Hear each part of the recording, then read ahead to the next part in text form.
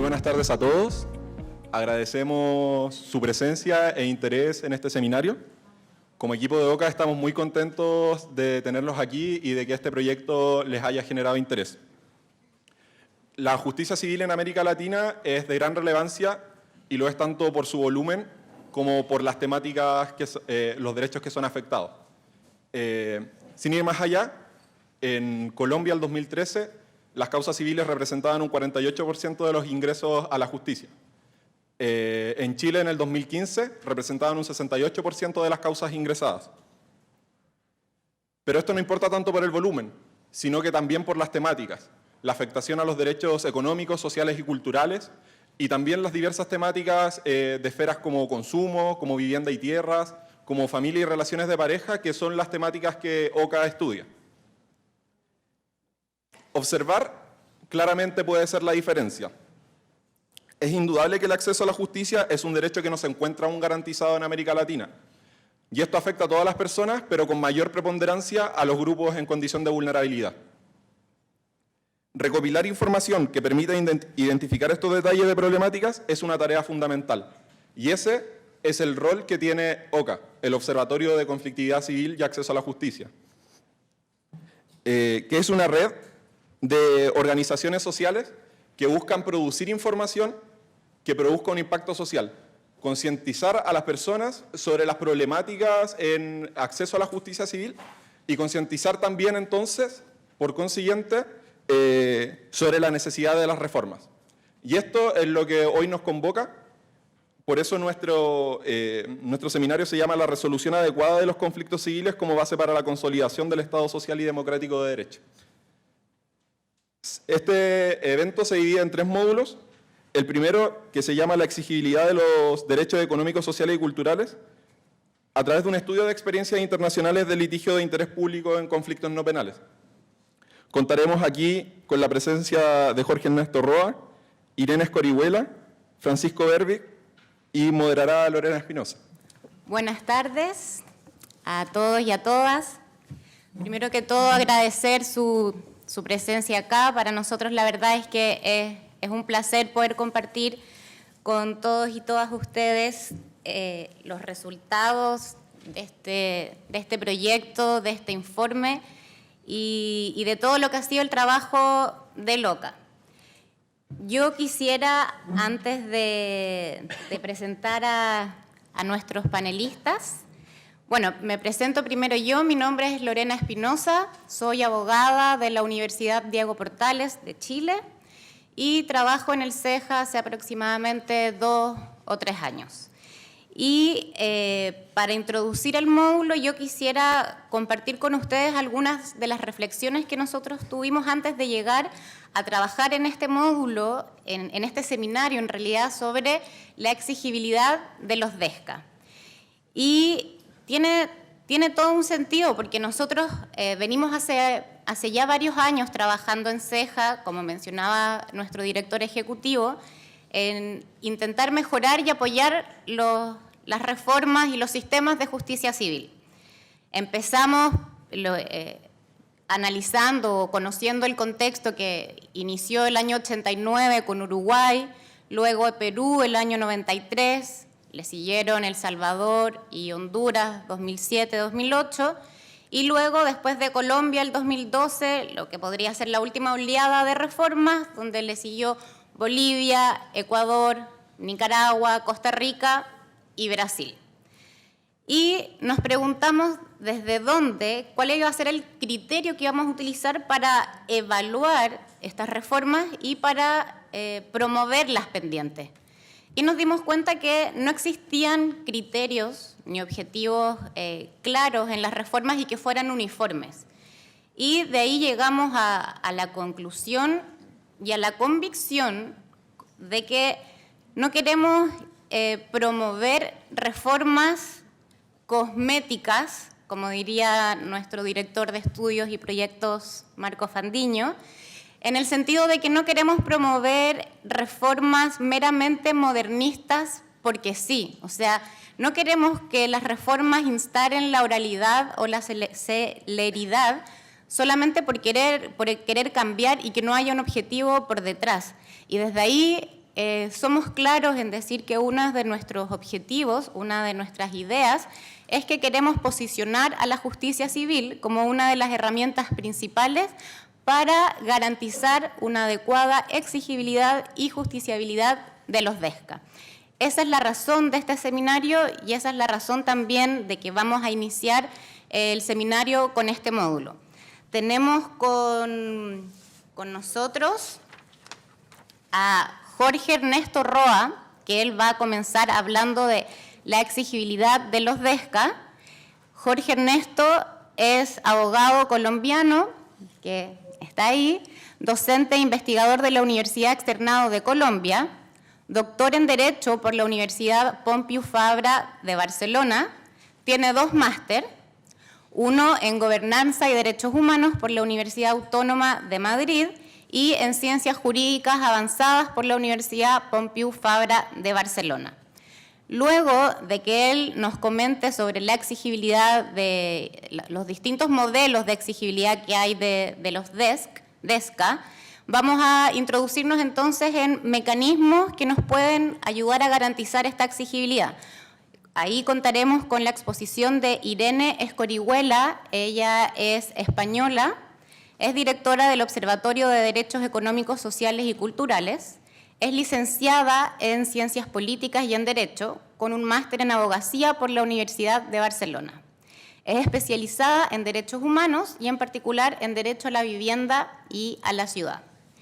Ahí Irene nos comentará sobre la importancia de los litigios estratégicos o de interés público, nos va a comentar también de algunas herramientas europeas y también sobre la importancia del monitoreo de las resoluciones internacionales. Y vamos a finalizar con nuestro vecino trasandino, Francisco Berbich, que está a mi lado. Él es argentino, es secretario académico y profesor de la Maestría en Derecho Procesal de la Facultad de Ciencias Jurídicas y Sociales de la Universidad Nacional de La Plata. Profesor adjunto ordinario de Derecho Procesal 2 en dicha facultad. Es relator delegado de la Asesoría General de Gobierno de la Provincia de Buenos Aires, consultor externo del CEJA y abogado litigante. Francisco nos va a mostrar otra herramienta fundamental para la exigibilidad de los DESCA, que son los procesos colectivos, sobre todo en la potencialidad que tienen en términos de acceso al diálogo institucional para pelear contra situaciones de desigualdad estructural.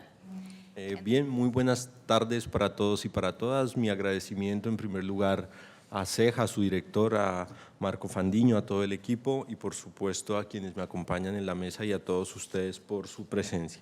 A mí me han pedido que en 20 minutos yo les cuente cómo se diseña el sistema de exigibilidad de los DESCA ante el Sistema Interamericano de Derechos Humanos. Entonces yo voy a hacer un esfuerzo por en 25 minutos contarles una tesis. Yo creo que mi tesis es la siguiente.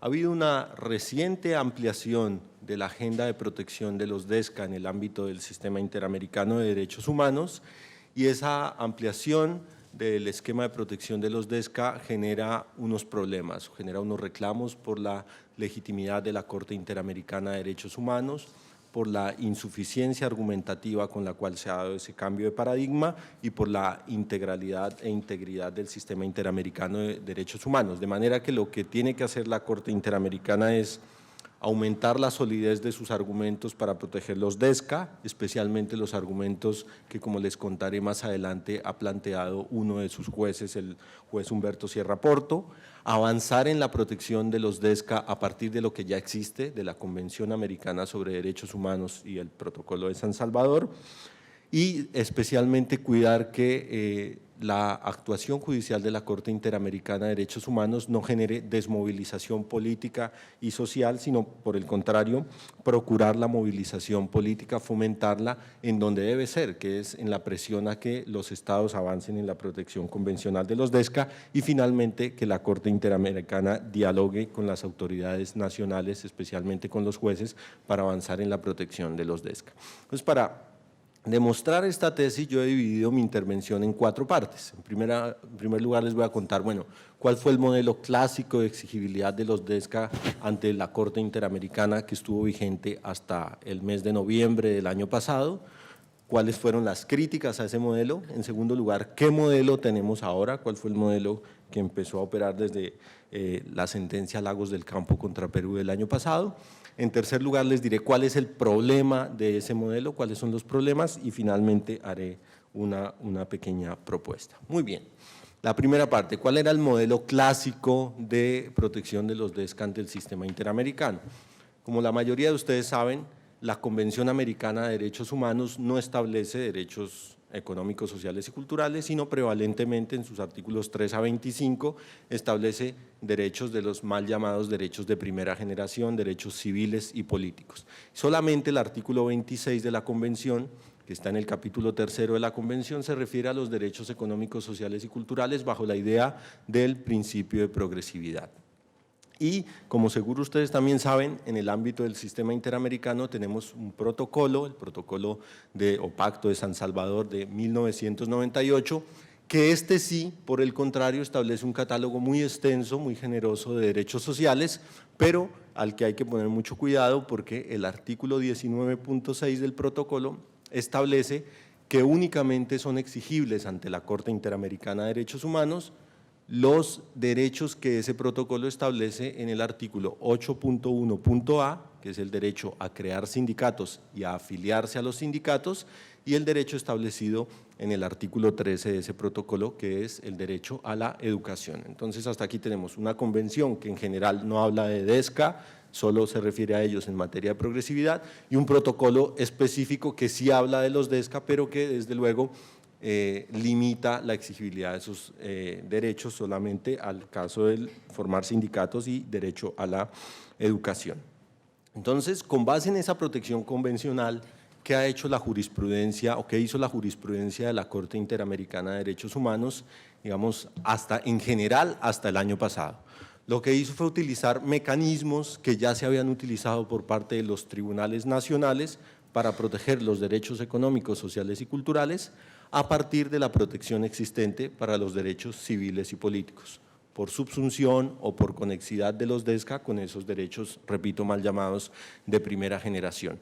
Entonces se protegía el derecho a la salud cuando estaba en conexidad con la vida o la integridad personal, el derecho a las pensiones por conexidad con el derecho a la propiedad, el derecho al trabajo o a la estabilidad laboral reforzada en conexidad con las garantías judiciales, el debido proceso y el acceso a la justicia, o por ejemplo, el derecho a la vivienda en conexidad con el derecho a la vida digna. Es decir, siempre que había un problema de un derecho social, pues entonces ese problema era abordado desde lo que era exigible, los derechos 3 a 25 de la Convención Americana de Derechos Humanos. Luego la Corte fue afinando y entonces fue aceptando que había que proteger derechos sociales de personas vulnerables, como los niños, por ejemplo, en el caso Villagrán Morales y otros, entonces empezó a proteger ciertos derechos de los niños o empezó a proteger las dimensiones negativas de los derechos sociales, es decir, cuando el titular ya se ha autoprovisto del derecho, entonces el tribunal protegía que no fuera desprovisto de ese derecho por parte del Estado o por parte de particulares, y entonces protegió, por ejemplo, el derecho a la vivienda, a la tierra, a la propiedad, etcétera, de las comunidades indígenas que pretendían ser, por ejemplo, desalojadas o desplazadas de su territorio cuando se aprobaban licencias para proyectos mineros o proyectos extractivos o proyectos industriales.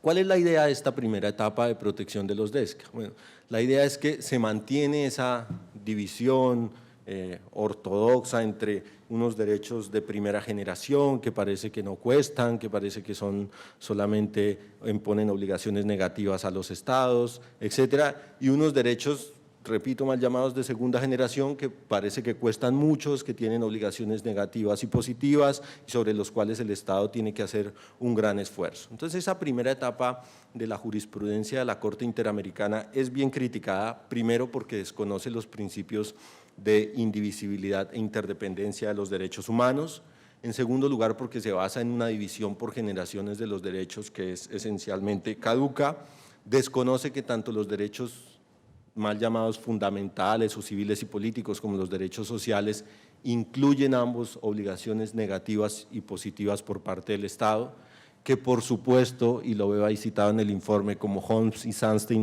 nos han enseñado, todos los derechos cuestan y a veces cuestan más los derechos de primera generación, como el derecho a la vida o a la seguridad personal, que derechos de segunda generación o derechos sociales.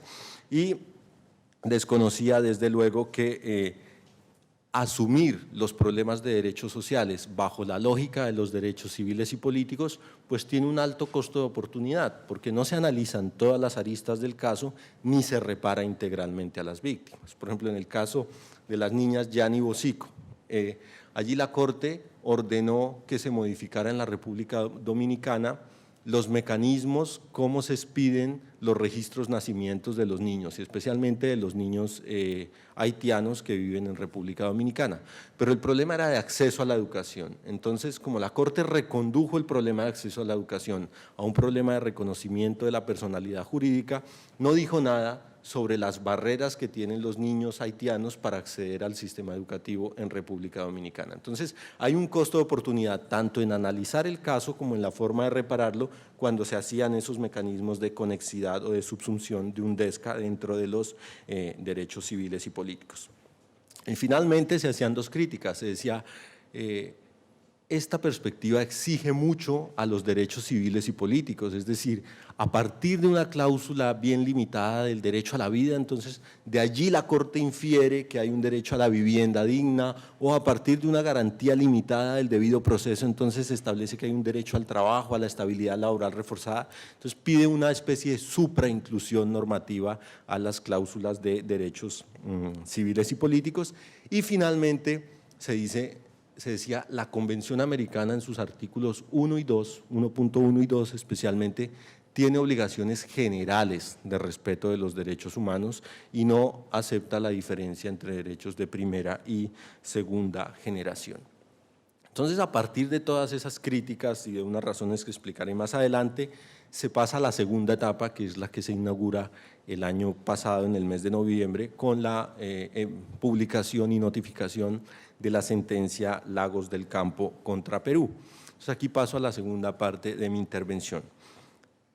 ¿De qué se trataba ese caso Lagos del Campo contra Perú? Era un trabajador que había hecho una entrevista y ante una revista, y ante la revista había criticado la injerencia de los dueños de su empresa en el proceso electoral de designación de las autoridades de una comunidad industrial, que es como una especie de organización, no sindical, pero es una forma de organización de los trabajadores para que estos participen en los réditos y en las ganancias de la empresa. Entonces, el trabajador denunció que las directivas de la empresa estaban incidiendo, a lo mejor cometiendo algún delito o incidiendo negativamente en el proceso electoral con el cual se pretendían designar las autoridades de esa comunidad industrial.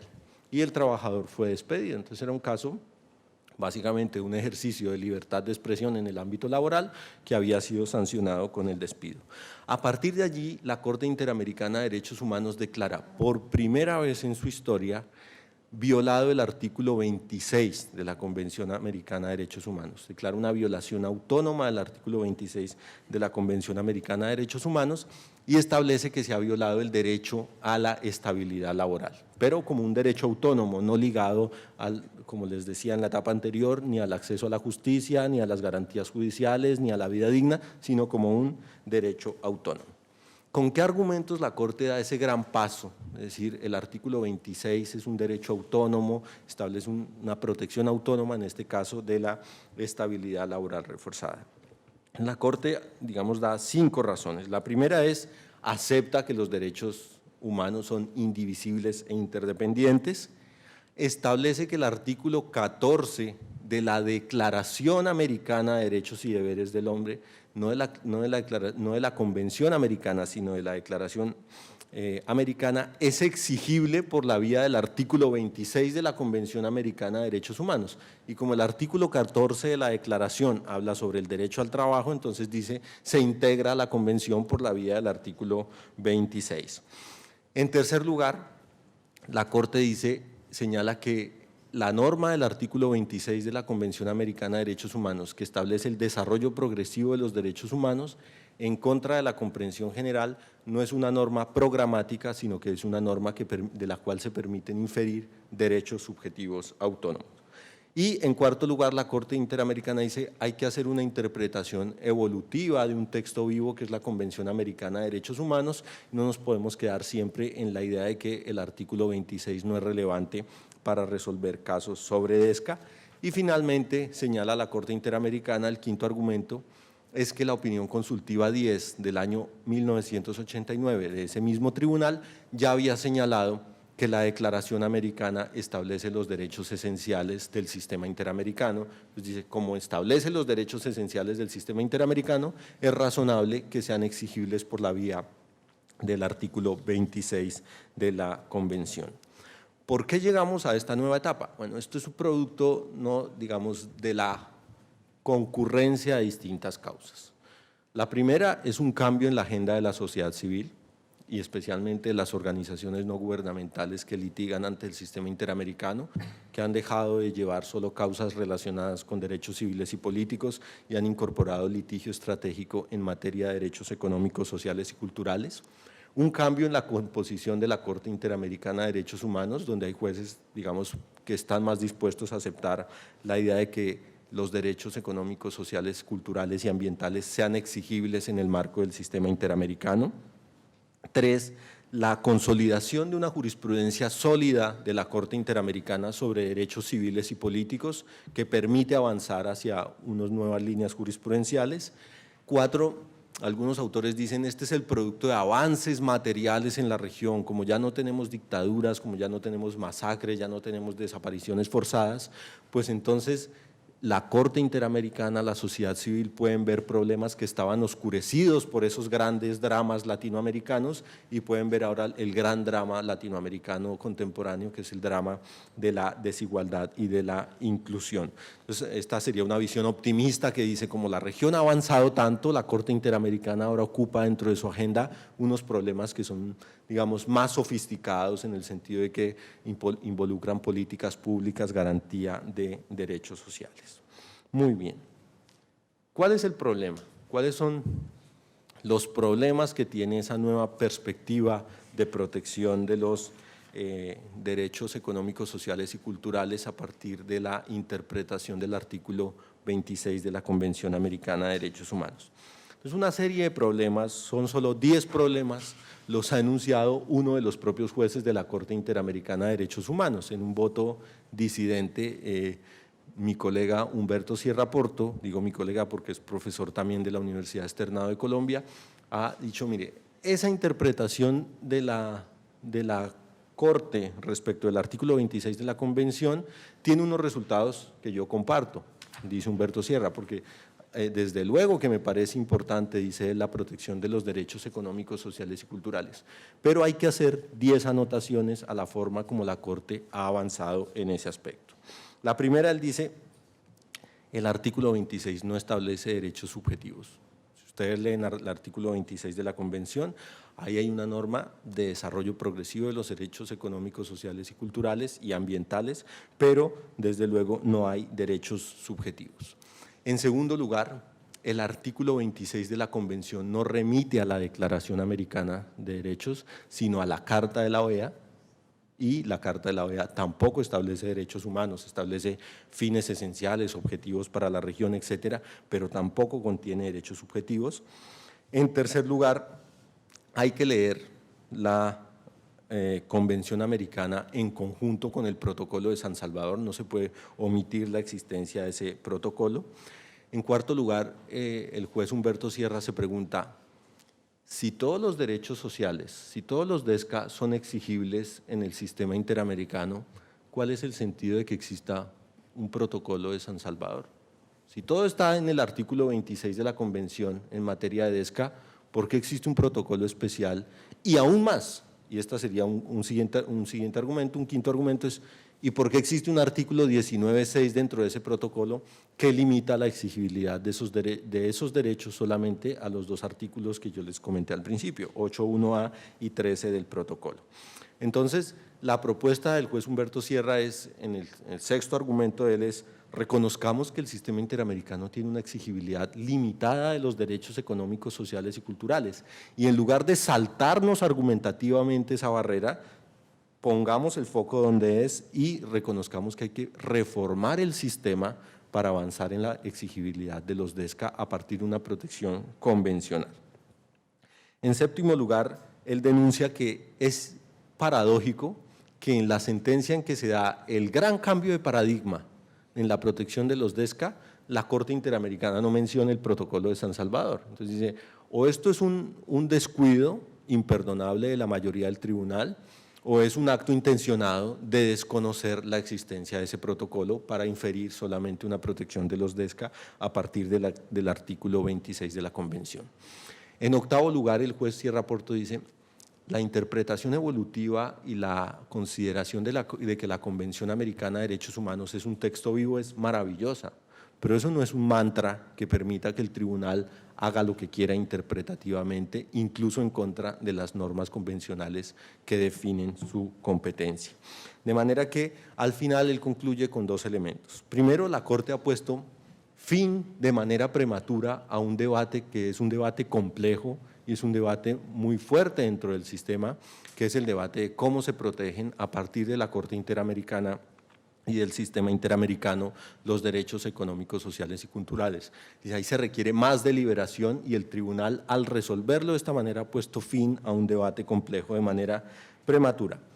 Y finalmente hay un aspecto técnico y es que la Corte intenta, en las consideraciones centrales de la mayoría de la Corte intenta hacer ver que está reiterando jurisprudencia, es decir, que la exigibilidad del artículo 26 de la Convención ya se había decidido en un caso previo, en el caso Acevedo Jaramillo, y entonces la Corte dice, reiterando la jurisprudencia del caso Acevedo Jaramillo, declaramos que el artículo 26 es exigible judicialmente, pero en realidad no hay ninguna reiteración de jurisprudencia, todo lo contrario, como les he comentado, el caso Lagos del Campo marca un cambio de paradigma en la protección de los DESCA ante el sistema interamericano.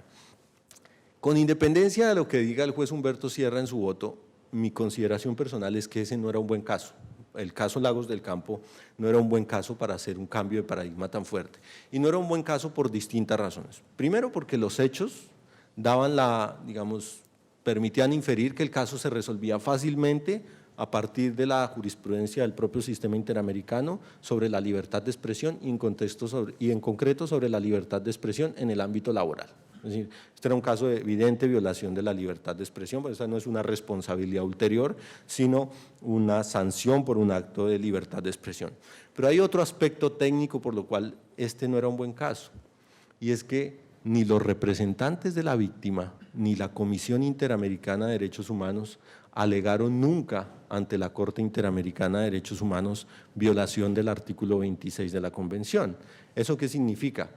Que ese punto no fue objeto de debate ante la Corte Interamericana y que el Estado no tuvo oportunidad de defenderse respecto de esa imputación ante el sistema interamericano. Entonces, este era un caso que fácticamente y por el contexto del litigio no era un buen caso, repito, para dar ese salto de paradigma, y ya uno puede pensar también lo que quiera sobre los argumentos más dogmáticos y técnicos que ha formulado el juez Humberto Sierra Porto.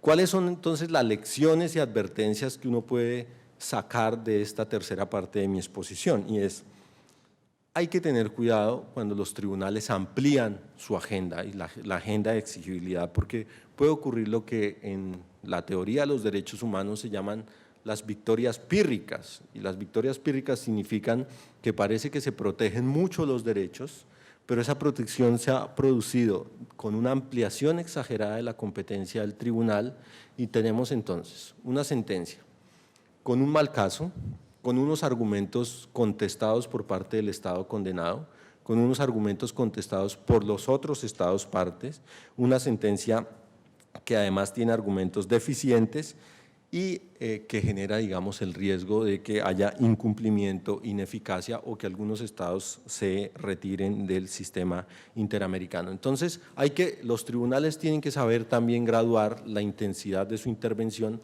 para no ocasionar este tipo de victorias pírricas, que son una especie de sentencias de papel que dan la impresión de dar un gran avance en materia de protección de los derechos, pero que luego generan más problemas. Y esta me parece que no es una interpretación exagerada ni excesivamente pesimista o tremendista. Ya en el sistema interamericano hemos visto cómo a veces la ampliación excesiva de la competencia de la Corte Interamericana genera este tipo de victorias pírricas. En la función consultiva de la Corte Interamericana ocurre bastante eso. Ya ha habido incluso reclamos de excesiva interferencia de la Corte Interamericana en ámbitos relacionados con derechos civiles y políticos, por ejemplo en el caso Hellman, y ya se han ido estados del sistema interamericano, ¿no? Trinidad y Tobago, Venezuela, Perú amenaza con irse, República Dominicana, su Tribunal Constitucional se ha declarado desvinculado de la competencia contenciosa de la Corte Interamericana. No estoy sugiriendo de ninguna manera que si los estados amenazan a la Corte Interamericana con irse, entonces la Corte tenga que reducir la protección de los derechos humanos. No es eso. A lo que estoy hablando es que el tribunal, primero, si va a dar esos grandes pasos, tiene que hacerlo bien, en un buen caso, con una buena carga argumentativa y que siempre tiene que estar leyendo, digamos, las posibles reacciones de los estados. Bien, entonces paso a la cuarta parte de mi intervención y para concluir, y es… Bueno, entonces ¿qué creo que debe ocurrir hacia futuro? Pues hacia futuro yo creo que la Corte debe avanzar en una protección más dialógica de los derechos económicos, sociales y culturales y más deferente. ¿Qué significa que sea dialógica? ¿Qué significa que sea deferente? Pues que la Corte tenga en cuenta las experiencias de los tribunales nacionales que ya han avanzado en la protección de los derechos económicos, sociales y culturales. Esos tribunales llegaron primero a ese problema, bien porque eso fue parte, digamos, con las nuevas constituciones de finales de los 80, principios de los 90, que fueron excesivamente generosas en derechos, entonces empezaron a litigar casos de derechos sociales ante tribunales nacionales, jurisdicción civil, pero también jurisdicciones constitucionales, de manera que esos tribunales ya tienen una doctrina, una jurisprudencia y unos mecanismos de protección avanzados sobre la materia. Entonces la Corte debería dialogar con esos tribunales. Y yo creo que hay que tener en cuenta como una especie de esquema que es el siguiente. Cuando un tribunal amplía su competencia, entonces tiene que ir reduciendo la interferencia en el ámbito interno de los estados, cuando un tribunal regional de derechos humanos. ¿Por qué? Porque solo de esa manera preserva su legitimidad democrática y logra una protección razonable de los derechos humanos. La peor combinación es que un tribunal amplíe excesivamente su competencia, asuma enfoques excesivos de interferencia, porque en eso lo que hace es lo que parece que vamos a tener aquí, que son problemas de eficacia de las decisiones judiciales y fuertes contestaciones, fuertes reclamos de legitimidad democrática respecto del tribunal. Bien, ¿y por qué deferente? Porque yo creo que el Tribunal Interamericano debe entrar como en una especie de conversación institucional respetuosa con todas las autoridades nacionales, no ya solo con los jueces, sino con los parlamentos, con las autoridades administrativas, con la administración, etcétera. Y en esa conversación, digamos, están todas las autoridades invitadas a participar en el diseño de la mejor forma de proteger los derechos económicos, sociales y culturales. Unas precisiones. Cuando yo digo que la protección de los derechos sociales por parte de la Corte Interamericana debe ser deferente, no me refiero de ninguna manera a lo que es conocido en el ámbito europeo como el margen de apreciación nacional. Yo no estoy pidiendo que la Corte Interamericana conceda margen de apreciación nacional a los estados que forman parte del sistema de la protección de los DESCA, entre otras cosas porque creo que en ningún país de América Latina están dadas las condiciones para que sus autoridades internas reciban margen de apreciación. Y tampoco me refiero a que volvamos a esa desueta división entre derechos de primera y de segunda generación, pero sí me refiero a una posición deferente que tenga en cuenta, y esto es muy importante, que los tribunales pueden estimular o desestimular la movilización social y política. Si un tribunal da la apariencia de que es un mesías que puede dar todas las peticiones a los ciudadanos siempre van a los tribunales, aun cuando eso no sea efectivo.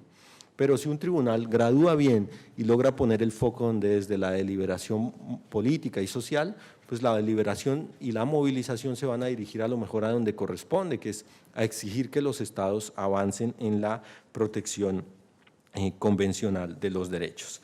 Ese diálogo entre la Corte y los tribunales nacionales, desde luego, debe ser de doble vía. Hay herramientas, el control de convencionalidad, la interpretación conforme, el principio pro persona, y repito, yo creo que ahí tanto los tribunales nacionales como la Corte Interamericana tienen mucho que aprender. Yo concluyo diciendo, miren, me parece bien la protección de los DESCA en el sistema interamericano, me parece que es un reto pendiente del sistema interamericano, pero yo creo que es muy importante que estas sentencias, Lagos del Campo y las 2 sentencias posteriores que han reafirmado ese criterio, den orígenes a un proceso grande de liberación en el que las organizaciones no gubernamentales, los centros de pensamiento, las universidades, el propio Tribunal Interamericano y los poderes judiciales de los países reflexionen cuál es el rol de las distintas autoridades de la protección de los DESCA y cuál es la mejor manera de afrontar el gran drama latinoamericano, que es la exclusión, la desigualdad, la pobreza, la injusticia, la inequidad. Gracias.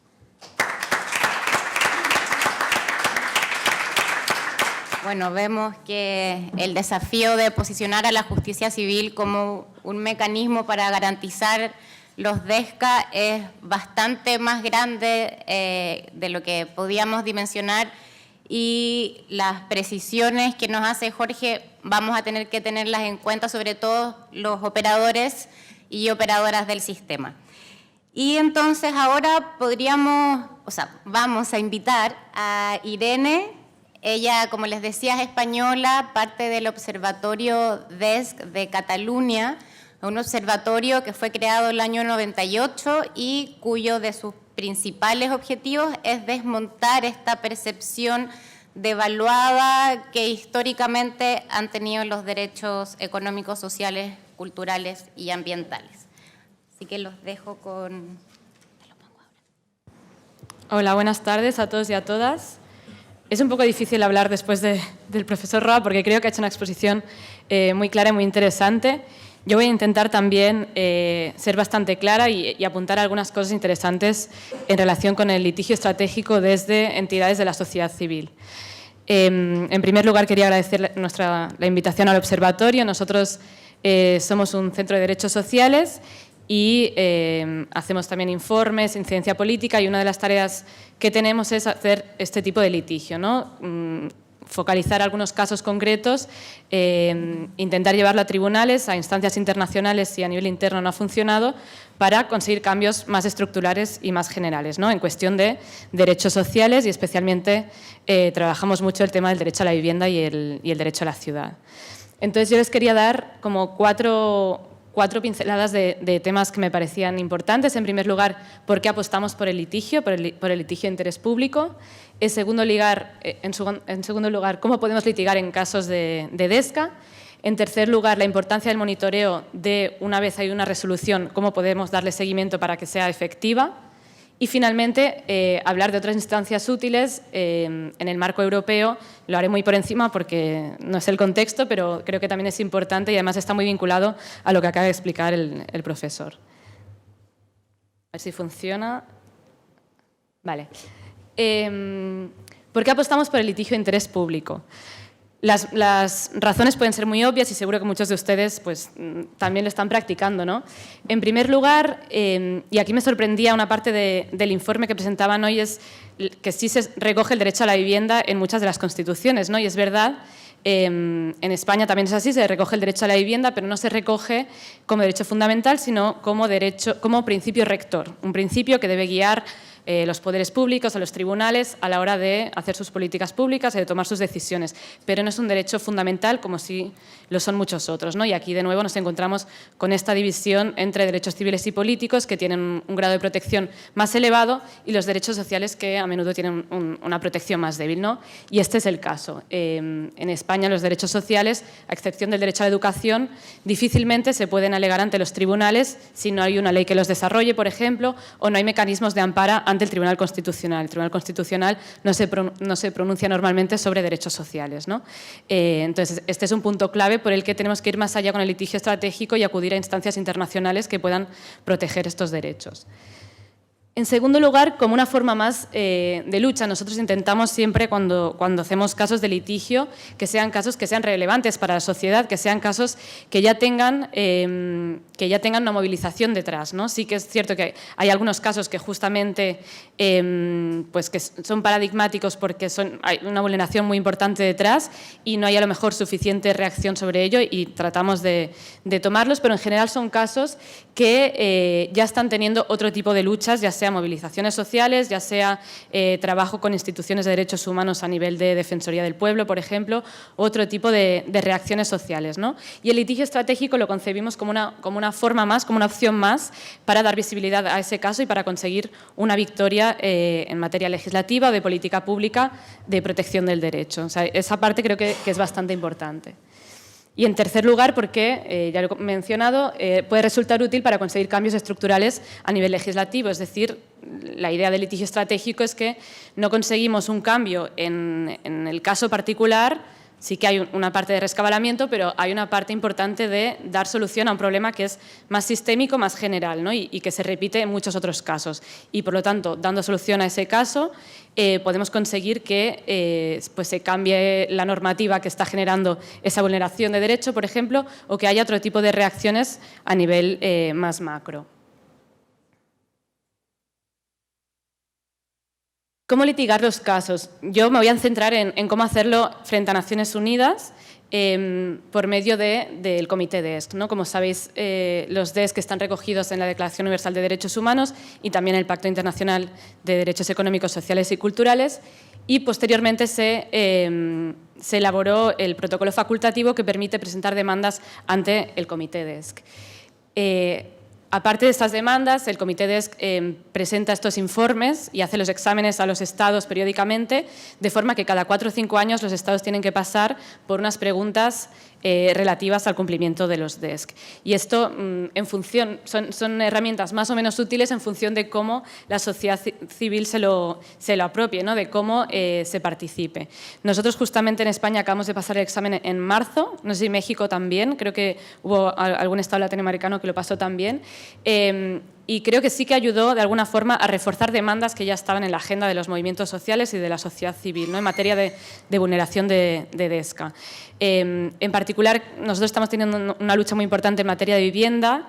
En las grandes ciudades como Madrid y Barcelona los precios del alquiler están subiendo muchísimo y hay mucha organización a través de esto, ¿no? Y justamente conseguimos que en las recomendaciones que hacía el Comité DESC se incluyera una cuestión muy específica que es la de modificar la normativa en materia de arrendamientos urbanos y la de regular el mercado de vivienda, lo cual es una cosa que en España resulta, bueno, tocar la propiedad privada y el mercado, intervenir el mercado, pues es un tema bastante polémico, ¿no? Y el Comité DESC de Naciones Unidas hizo unas recomendaciones justamente porque estuvimos las organizaciones de la sociedad civil detrás con informes sombra muy potentes y con recomendaciones específicas sobre este tema.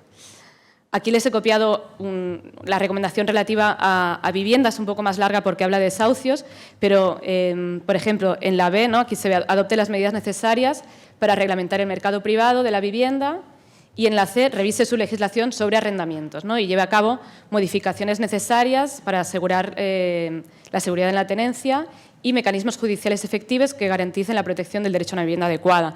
Una de las recomendaciones que también se reiteran es cómo es el procedimiento de desahucio, ¿no? Que es muy poco protector y aquí un poco en consonancia con lo que se recoge también en el informe.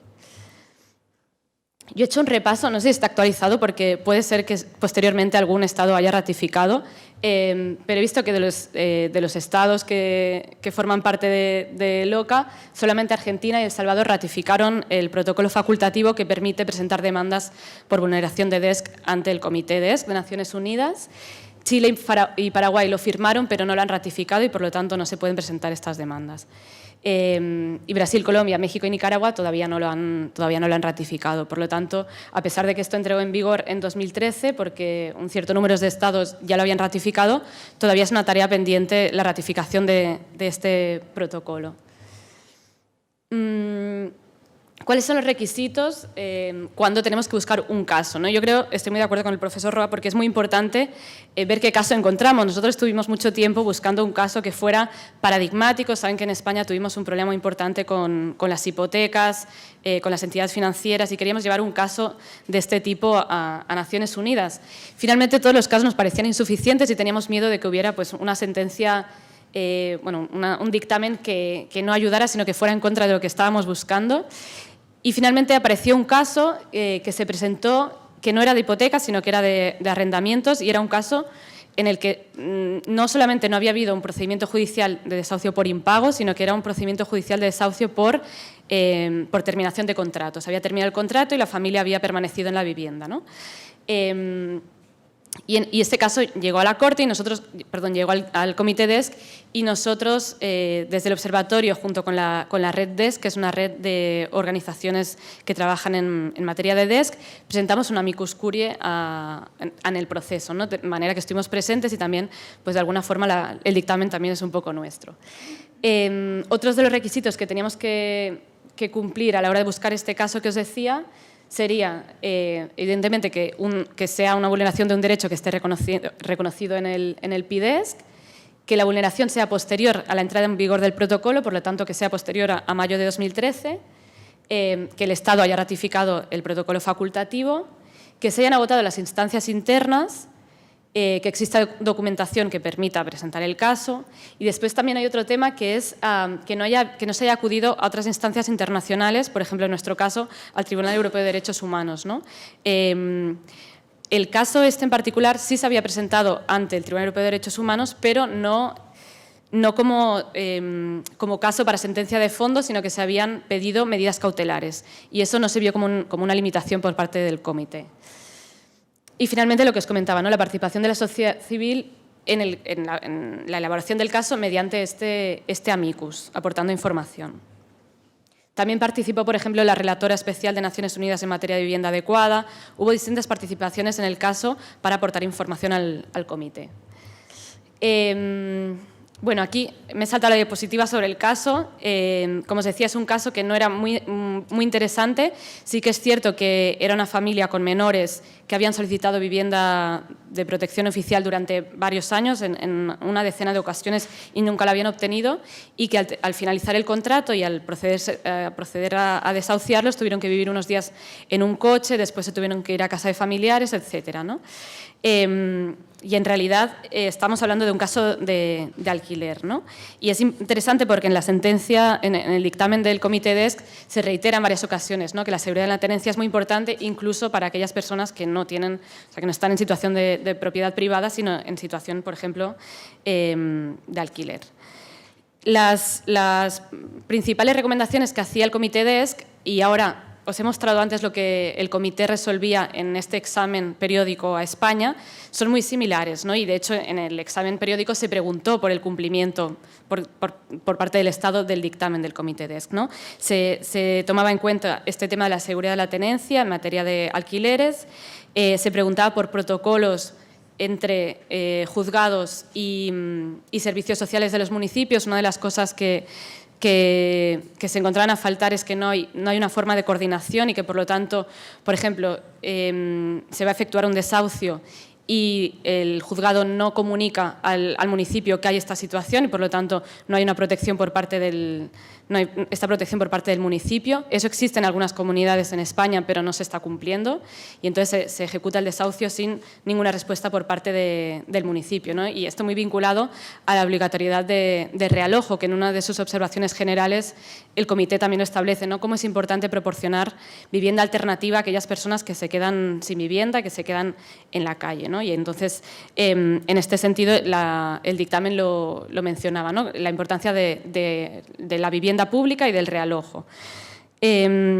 Y finalmente hacía mención al tema de la modificación procesal, de cómo puede ser que un juez no pueda entrar a valorar si ese desahucio es proporcionado y es razonable, ¿no? No se introduce en España el principio de razonabilidad o de proporcionalidad a la hora de ejecutar un desahucio y, por lo tanto, el juez simplemente puede valorar si ha habido, en casos de impago, ¿no? Si ha habido un pago o no de la renta. No entra a valorar si se llevan 20 años pagando y solamente se habían pagado medio mes, por ejemplo, ahí procedería el desahucio. El juez no puede entrar a valorarlo, no puede entrar a valorar tampoco si hay menores, por ejemplo, y en este sentido también en las recomendaciones del Comité de los Derechos de la Infancia se hacía mención a esto de cuando hay un desahucio es muy importante tener en cuenta la existencia de menores o no. Bueno, y de alguna forma decía que había que modificar la legislación procesal en materia de desahucios para garantizar una cierta oposición por parte de la persona que iba a ser desahuciada y una cierta capacidad de valoración por parte del juez. Esto, lejos de ser así, ahora mismo se está reformando la legislación procesal civil, pero precisamente para penalizar todavía más, para agilizar todavía más los procedimientos de desahucio en casos de ocupación, que es verdad que es una realidad que no es la misma que la del alquiler, pero sí que deja a muchas personas sin medios y en situación de calle, ¿no? Y bueno, parece que está costando un poco dar salida o implementar lo que el Comité de Naciones Unidas había dictaminado sobre España. Por eso hacía referencia a la importancia del monitoreo, porque en realidad esta no es la primera sentencia, no es el primer dictamen contra España por vulneración del derecho a la vivienda, sino que es el segundo. El Comité de hasta donde yo sé, solamente ha emitido 2 resoluciones favorables y las 2 han sido en materia de vivienda contra España, pero la primera era un caso que no era muy interesante, era un caso relativo a la notificación. Era un desahucio por impago de hipoteca y a la persona no se le había notificado correctamente que se le iba a desahuciar. Por lo tanto, el día del desahucio, pues una persona mayor se encontró en una situación de, bueno, sin tener mayor información, ¿no?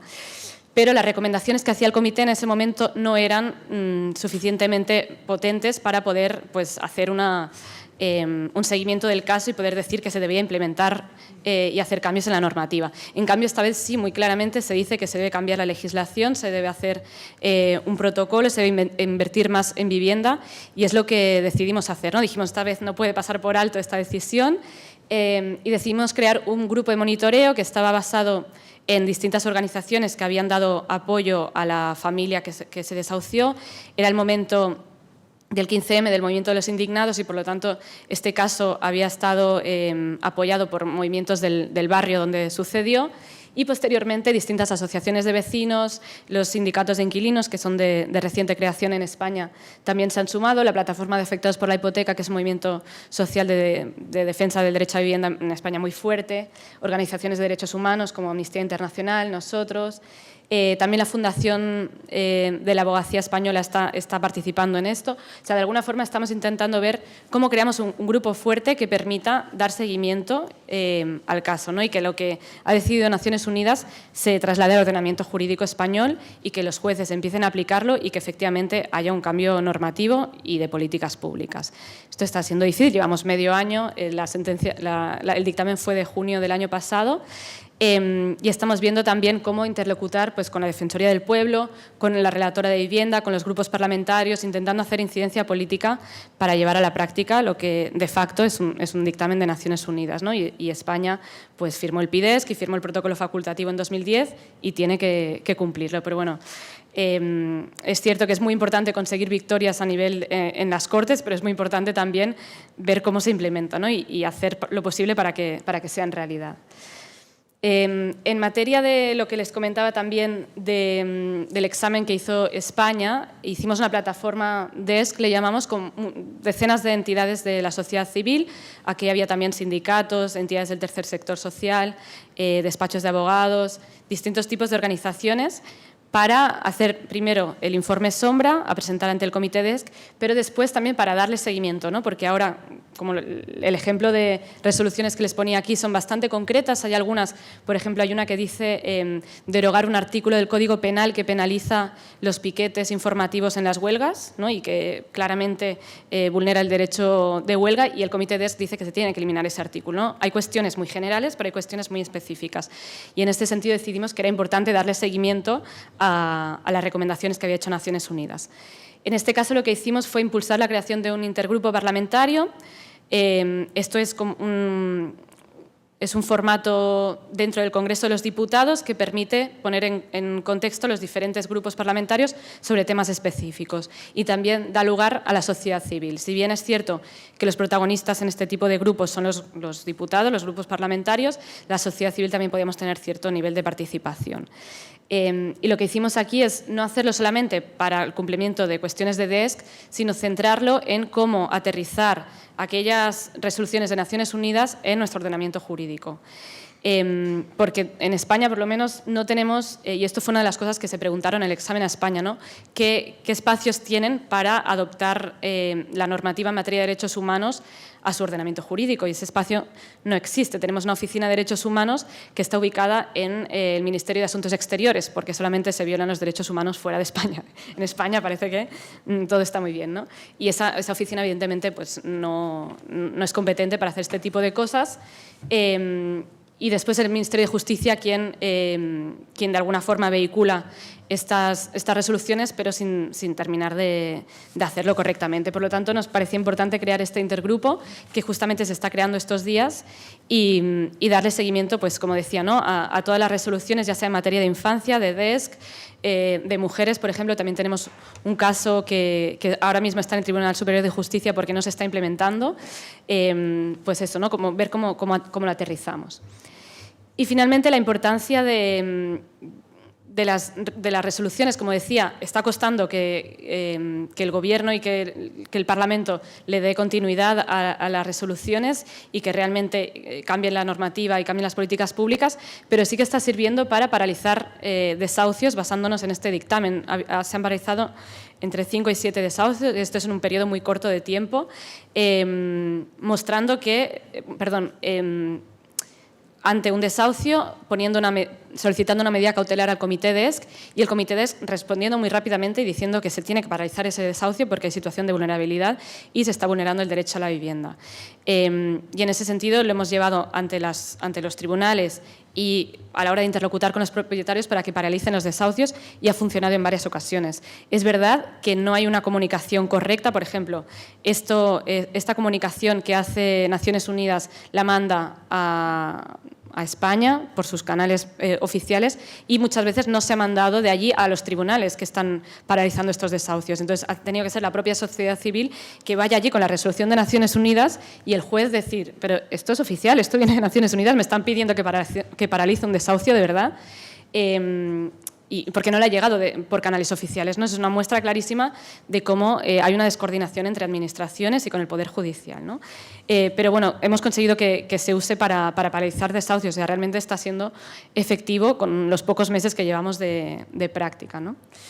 Y ya para terminar, porque veo que ya llevo los 20 minutos, otras instancias útiles de defensa de los DESC que hemos llevado a cabo desde la sociedad civil, ¿no? En primer lugar, el Tribunal Europeo de Derechos Humanos, que el Convenio Europeo no recoge derechos sociales, sino que simplemente recoge los derechos civiles y políticos, pero, como se comentaba anteriormente, a través de la conexión con derechos civiles sí que se ha protegido el derecho a la vivienda, ¿no? Basándose sobre todo en el derecho a la vida privada y familiar, en un proceso justo, en el derecho a no recibir tratos inhumanos y degradantes en caso de quedarse en la calle, de ser desahuciado.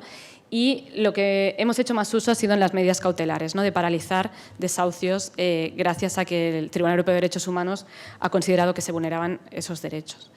Y en segundo lugar, el Tribunal de Justicia de la Unión Europea perdón, es que se me pone en catalán y justicia en catalán lleva acento, no es que no me dé cuenta. Tenemos dos instancias en Europa distintas, el Tribunal Europeo de Derechos Humanos, que efectivamente versa sobre derechos humanos, y el Tribunal de Justicia de la Unión Europea, que no tanto. Sí que hay una Carta de Derechos Humanos, pero trata más de temas de justicia europea, de cómo funciona el mercado, etcétera, ¿no? y en este caso se procura que se cumplan las normativas europeas, y aquí lo que tuvimos que hacer es la vía indirecta a través de derecho de los consumidores, que no es específicamente derechos humanos, pero fue a través de cuestiones prejudiciales, porque no se puede ir como individual ni como organización ante este tribunal, sino que son los jueces nacionales los que tienen que elevar cuestiones prejudiciales ante este tribunal. Y en este caso, en caso de vivienda también, lo que decían es: creemos que la normativa española en materia hipotecaria es contraria a la normativa europea en materia de consumidores, porque no protege suficientemente al consumidor hipotecario. Y hubo varias sentencias del tribunal diciendo que efectivamente se está vulnerando y había que modificar la normativa española, y en este caso sí que se modificó, muy pocas cosas, pero sí que hubo modificaciones de la normativa que permitieron garantizar un poco más el derecho a la vivienda. Yo creo que con esto terminaría. Si después hay preguntas, pues encantada de comentarlo.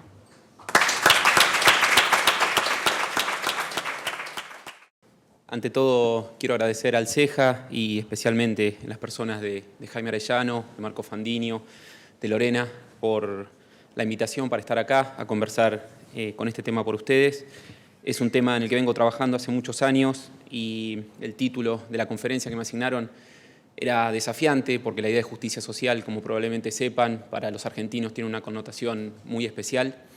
La presentación que tengo pensada parte primero de algunas premisas conceptuales para ver de qué hablamos cuando hablamos de procesos colectivos y desde dónde pienso la idea de justicia social, para ver si efectivamente los procesos colectivos pueden ser una herramienta para avanzar este objetivo tan importante en nuestras sociedades. Después me interesa mostrarles algunos casos concretos, algunos pocos casos de una realidad bastante compleja y bien importante en Argentina, de lo que está sucediendo en materia de litigio colectivo para el avance de este tipo de derechos, y también hacer algún análisis crítico para ver cuál es la diferencia entre lo que nos muestra el papel en las sentencias de los órganos judiciales y lo que está pasando en la realidad, lo que está pasando en la calle con algunos de estos temas, para finalmente decir algunas cosas vinculadas con qué tendríamos que pensar, o algunas directrices para pensar estas problemáticas, y en eso celebro el proyecto de LOCA, porque creo que es algo central para empezar a trabajar un poco más seriamente y para que haya una mayor rendición de cuentas, sobre todo de parte del Poder Judicial, cuando empiece a intervenir en asuntos colectivos para los cuales no fue pensado. Como primera medida, ustedes tienen que saber que en Argentina los procesos colectivos tienen un respaldo constitucional muy concreto. La reforma constitucional del año 1994 reconoció en el artículo 43, por un lado, la existencia de derechos subjetivos colectivos, y por otro lado también la existencia de ciertos actores sociales, políticos y de determinados organismos del Estado para accionar en defensa de esos derechos. También la Constitución en el año 94 reconoció la figura del defensor del pueblo de la nación en el artículo 86, al cual le dio expresamente legitimación procesal. Y por otro lado tenemos que considerar, si bien no fue reconocido expresamente con legitimación, pero al Ministerio Público, por la nueva figura que le dio el artículo 120 de la Constitución al otorgarle autonomía funcional y autarquía financiera, que eran un poco las dos grandes críticas que siempre se hicieron en contra de la actuación del Ministerio Público en este campo.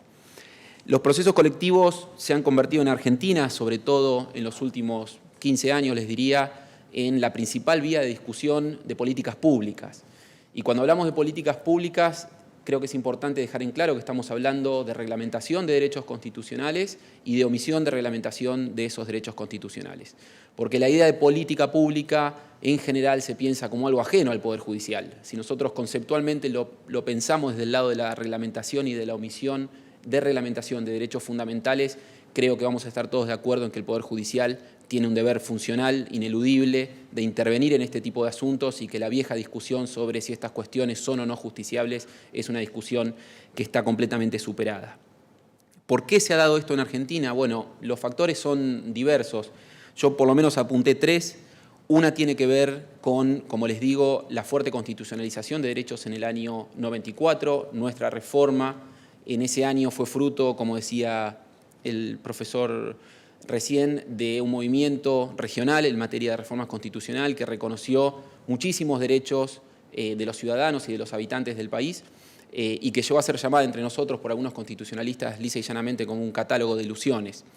ese fuerte constitucionalización de derechos frente al Estado también hay que leerla junto con una sociedad muy movilizada y muy organizada. El fenómeno de los procesos colectivos en Argentina ha sido avanzado por organizaciones de la sociedad civil y por individuos particulares, a diferencia de lo que ha sucedido, por ejemplo, en Brasil, donde el 85% de las acciones colectivas son promovidas por el Ministerio Público.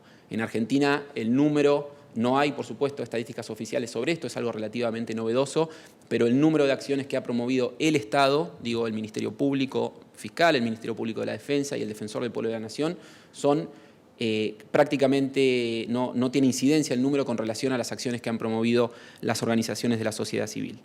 Y por otro lado, esto también se ha producido, esta discusión de políticas públicas en sede judicial, porque el Poder Judicial empezó a tener mucha más receptividad durante muchos años en nuestro sistema, que es heredero en cuanto a su parte orgánica y de competencia del Poder Judicial del sistema estadounidense. Nuestro sistema se sacó de encima los asuntos políticamente delicados con la idea de cuestión política no justiciable, luego empezó a utilizar la idea de falta de legitimación, y luego también algunas ideas en torno a la noción de causa o controversia como elemento habilitante de la competencia del Poder Judicial. Todo esto fue cambiando en los últimos años y especialmente a partir del año 2009, con uno de los casos que les voy a comentar.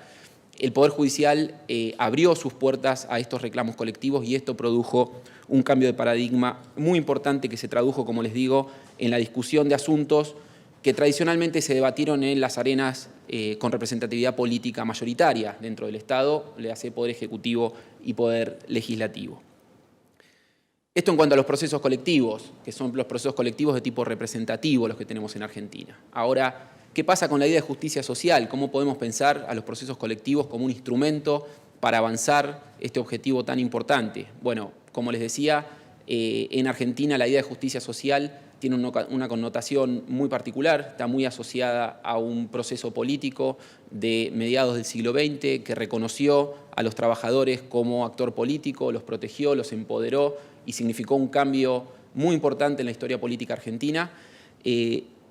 Desde mi posición, creo que la propuesta implica mirar un poco más este concepto de una manera todavía más amplia. Creo que la idea de justicia social, por lo menos como la pensé para esta presentación, tiene que ver con una mayor igualdad, con una mejor redistribución de los recursos. Sabemos, como también comentabas, que uno de los problemas más grandes de nuestras sociedades es el nivel de desigualdad que tienen. Tenemos algunas de las sociedades más desiguales del mundo en nuestra región. Y también el respeto a la diversidad y a la protección de grupos vulnerables, frente al Estado y frente también a los poderes fácticos del mercado desde ya. ¿Qué respaldo constitucional y convencional tiene esto en Argentina? Es interesante ver que, como fruto de ese proceso político que les comentaba, en la reforma constitucional del año 1957, la República Argentina incorporó el artículo 14 bis. Casi 20 años antes de la entrada en vigencia del Pacto Internacional de Derechos Económicos, Sociales y Culturales, nuestra Constitución ya reconocía la protección al trabajo en sus diversas formas, los derechos de los gremios y de asociación sindical, los beneficios de la seguridad social, la protección integral de la familia y el acceso a una vivienda, y no solo una vivienda, sino una vivienda digna. Esto se vio reforzado en el año 1994 porque otra de las cosas que hizo la reforma y que empezó a generar este combo, si quieren, de condiciones favorables para el desarrollo de la práctica de litigio de interés público en Argentina, tuvo que ver con la constitucionalización de numerosos tratados y convenciones internacionales en materia de derechos económicos, sociales y culturales, en materia de derechos civiles, políticos. Uno de ellos, por ejemplo, es el Pacto Internacional de Derechos Económicos, Sociales y Culturales, que, como les digo, en Argentina, desde el 94 tiene jerarquía constitucional. Uno es ese. Después tenemos la Convención Americana de Derechos Humanos, la Convención contra toda forma de discriminación, la Convención contra toda forma de discriminación contra la mujer. Distintos pactos que, como les digo, fortalecieron el núcleo duro de nuestra democracia y que se combinan con lo que está dispuesto en el inciso 17 de ese artículo 75, que reconoce el derecho de las poblaciones originarias preexistentes a nuestro país, a sus tierras ancestrales, a la diversidad, al respeto cultural, y también fundamentalmente con lo que dispone el artículo 75, inciso 23. Y acá creo que hay un quiebre muy importante con lo que significa pensar esta problemática en la discusión a nivel regional, a nivel de organismos internacionales, y pensarla a nivel local. En nuestro país, este artículo 75, inciso 23, establece un deber de aseguramiento positivo en cabeza del Estado, vinculado con ciertos grupos que ya se designaron de alguna manera como grupos de tutela preferente.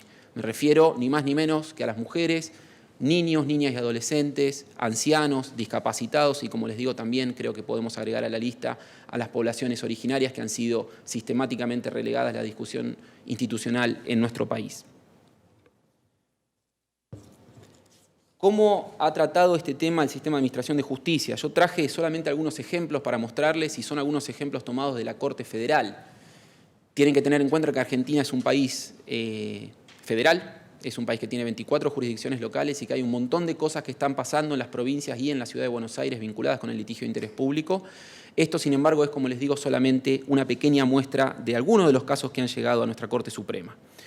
El primero, derecho a la salud, acceso a medicamentos. Asociación Bengalense fue el primer amparo colectivo que resolvió nuestra Corte en el año 2000, donde obligó al Estado Nacional a proveer, a dotar de operatividad una ley que le imponía proveer de medicamentos a todos los enfermos de HIV del país de manera gratuita. Esto no se estaba cumpliendo y a través de una acción judicial promovida por un grupo de organizaciones y apoyada por clínicas de interés público, logró que la Corte dicte esta orden.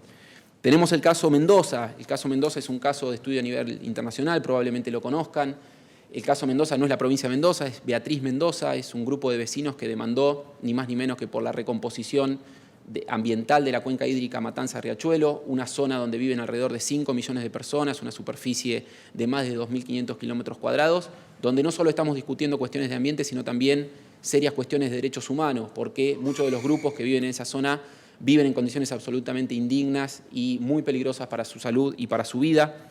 En el mes de julio del año 2008, la Corte Suprema ordenó a la provincia de Buenos Aires, al Estado Nacional y a la Ciudad de Buenos Aires, en cabeza de la CUMAR, que es un organismo interjurisdiccional, a llevar adelante un plan integral de saneamiento ambiental. Lisa y llanamente estableció una línea de política pública desde el tribunal que impuso a estos estados y la sentencia está por cumplir 10 años y ahora voy a decir algunas cosas con respecto a esto también de qué es lo que está pasando en la práctica.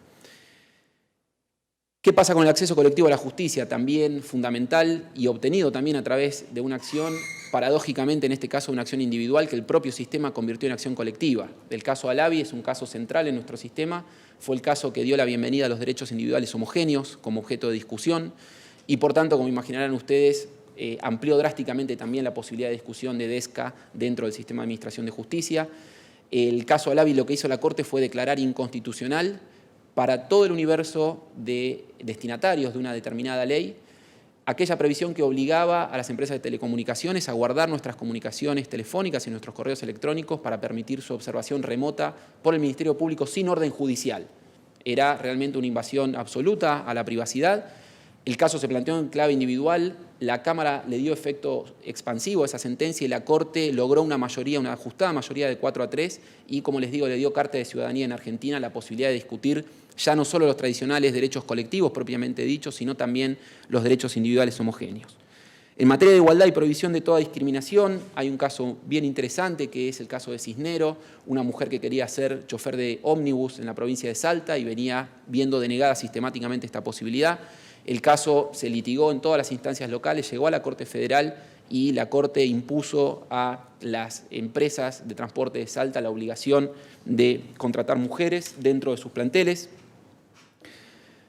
¿Qué pasa con la seguridad de los servicios públicos? Otro caso bien importante y bien trascendente también por algunas cuestiones de coyuntura que sucedieron en nuestro país durante la tramitación de este pleito, es el caso Unión de Usuarios y Consumidores con Estado Nacional.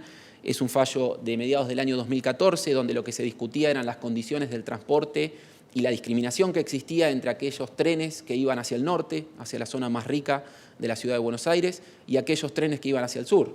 Los trenes que iban hacia el norte tenían asientos acolchaditos, tenían aire acondicionado y funcionaban perfectamente bien.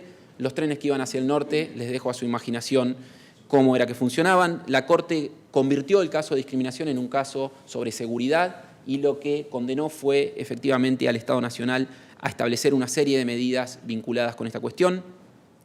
Otro caso muy relevante que está por cumplir 2 años es el caso CEPIS con Estado Nacional, donde a través de un proceso colectivo lo que se logró discutir y lo que se logró que la Corte resuelva fue el derecho de participación ciudadana en la determinación de las tarifas de los servicios públicos. El Estado Nacional, como parte de una nueva política energética, había aumentado drásticamente el servicio de gas natural sin celebrar las audiencias públicas previas que le imponía la interpretación del artículo 42 de la Constitución Nacional y también la ley que regula específicamente este servicio público. El caso en un plazo de 4 meses, algo bastante raro en este contexto, pero fundamentalmente esto sucedió también por razones de coyuntura, fue apoyado por toda la sociedad. La Corte dictó una sentencia compleja, extensa y con algunas cuestiones muy discutibles, pero estableció y reconoció claramente el derecho de todos los ciudadanos de participar en la deliberación previa a través de audiencias públicas y la obligación del Estado, fíjense, no solo de eso, sino de, además de reconocer y de contemplar los argumentos discutidos en esas audiencias públicas a la hora de tomar decisiones en la materia. Y el último caso, que es el más reciente de todos, es de diciembre del año 2007, hace unos pocos meses, es el caso Castillo, donde también lo que se discutía era el derecho a la igualdad y a la no discriminación, pero desde otra perspectiva, igualdad y no discriminación desde el sistema de educación pública. La provincia de Salta estaba generando una práctica en la cual se enseñaba educación religiosa católica de manera obligatoria en las escuelas públicas de la provincia. Esto fue discutido por Castillo, que era una madre, si no recuerdo mal, de uno de los chicos y por un grupo de padres. El caso llegó a la Corte Federal, la Corte hizo 4 días de audiencias públicas, algo que nunca había hecho en la historia hasta ese momento, y terminó dictando una sentencia por la cual declaró inconstitucional esta práctica, por supuesto, porque fundada en razones de igualdad.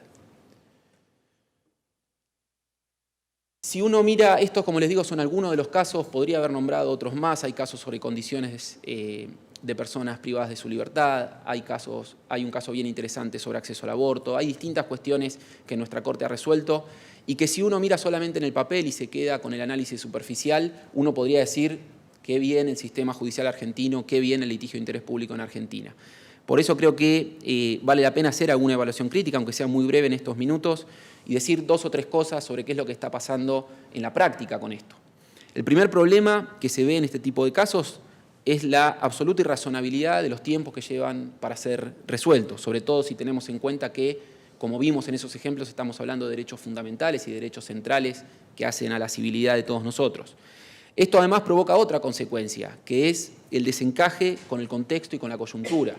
La resolución del caso años después de que la sociedad se movilizó y que esto derivó en el planteo de un caso judicial, termina generando muchísimo menos efecto, muchísimo menos impacto, y esto es un problema. Recién comentaban los 2 presentantes que me precedieron, comentaban la importancia de analizar en materia de litigio de interés público y de litigio estratégico cuál es la coyuntura y de lo importante que es elegir el caso.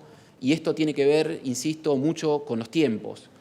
No tiene sentido la resolución de un caso 10 años después de que fue planteado. ¿Por qué? Porque para cuando se resuelve hay otros problemas de coyuntura y hay otros problemas en la agenda, y esto hace muy difícil, como les digo, que el litigio de interés público tenga el impacto necesario que tiene que tener y tenga la necesaria articulación que tiene que tener también con la movilización social que en general lo precede. Por otro lado, también hay que decir que algunas de estas sentencias, y cuando digo algunas, digo en general todas las que exigen, las que fueron una sentencia de condena y exigen algo más, que no se queden en la mera declaración de un derecho, en la mera declaración de inconstitucionalidad de una norma, tienen en Argentina serios problemas de efectividad. Hay profundas diferencias entre lo que pasa si uno lee solamente la sentencia y lo que está pasando en la práctica.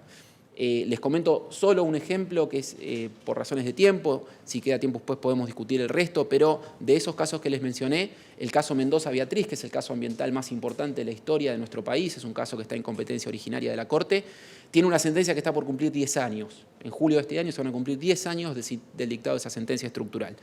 Para cumplir ese plan integral de saneamiento ambiental, que como les decía es un gran plan de política pública impuesto desde la Corte Federal a los estados, impuesto además sobre la base de una falta de información científica muy pero muy importante y que ha demostrado que incluso, como conversábamos recién antes de empezar, aún cumpliéndose probablemente no pueda resolver el problema.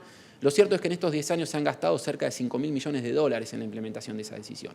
Y si uno va a la zona de la cuenca hídrica Matanza-Riachuelo, si uno escucha a las organizaciones que están trabajando, ASIG es una de ellas que nos acompaña en este encuentro, están trabajando muy fuerte en este tema, la realidad es que no se está escuchando a muchas familias que están siendo relocalizadas de esa zona. Los avances que se han hecho en la limpieza efectiva y en el control efectivo de las empresas y de las industrias que contaminan son realmente pobres.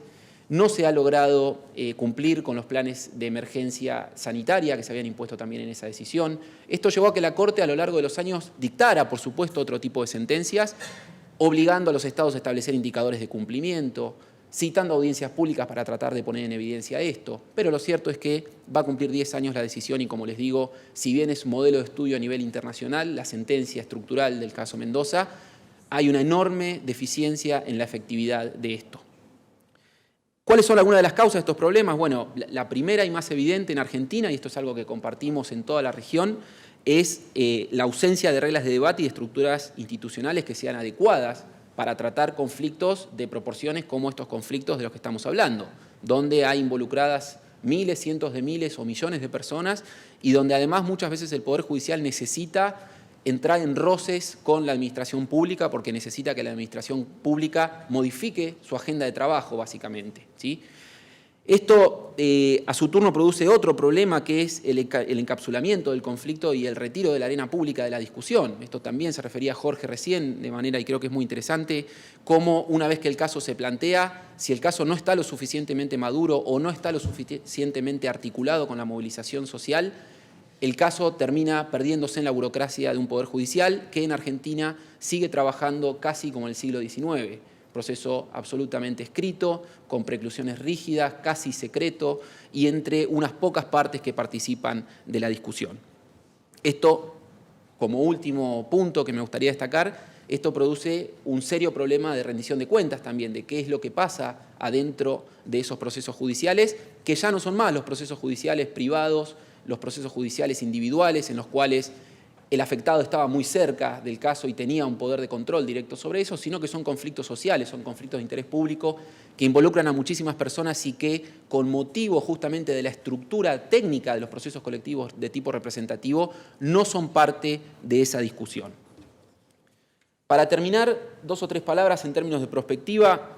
Creo que los procesos colectivos tienen un enorme potencial para avanzar esta idea de justicia social en sentido amplio, si se quiere, tienen un enorme potencial y lo han demostrado y lo están demostrando todos los días, pero al mismo tiempo también tenemos que tener en cuenta estos problemas prácticos que les comentaba, fundamentalmente en términos de efectividad y de monitoreo de las decisiones que se toman en esos procesos, y también tener en cuenta que, si bien el reconocimiento de los procesos colectivos en la Constitución ya tiene casi 25 años, lo cierto es que se trata de una práctica en incipiente desarrollo que todavía merece mucha discusión.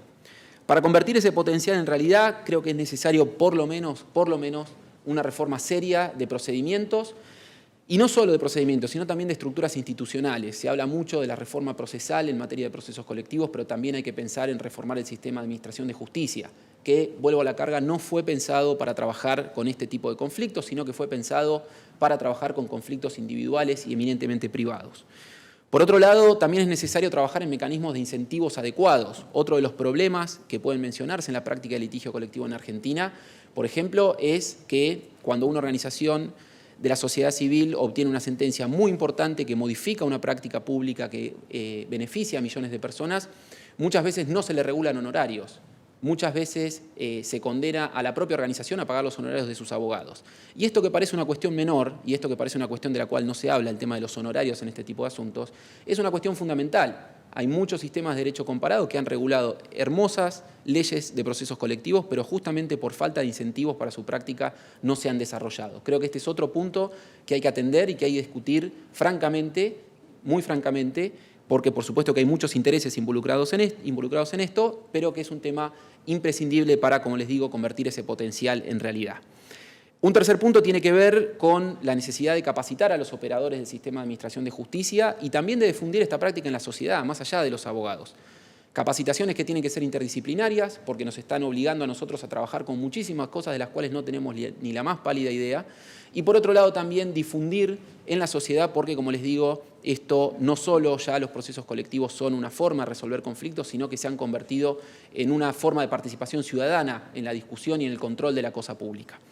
Y por último, para terminar, excediéndome unos pocos minutos en el tiempo, me parece que trabajar en todas estas reformas a partir de conjeturas, a partir de intuiciones, es un gran problema. Es necesario también partir del análisis del conflicto, saber que el proceso judicial es un instrumento, es una forma, es un modo para hacer algo, es un modo de resolver conflictos. Entonces, si nosotros queremos justificar realmente y defender públicamente e implementar mecanismos de discusión colectiva de derechos en sede judicial, tenemos que saber sobre qué tipo de conflictos estamos trabajando. Por eso creo que la iniciativa del OCA es esencial en nuestra región. Los felicito también por eso y les agradezco a todos por su tiempo.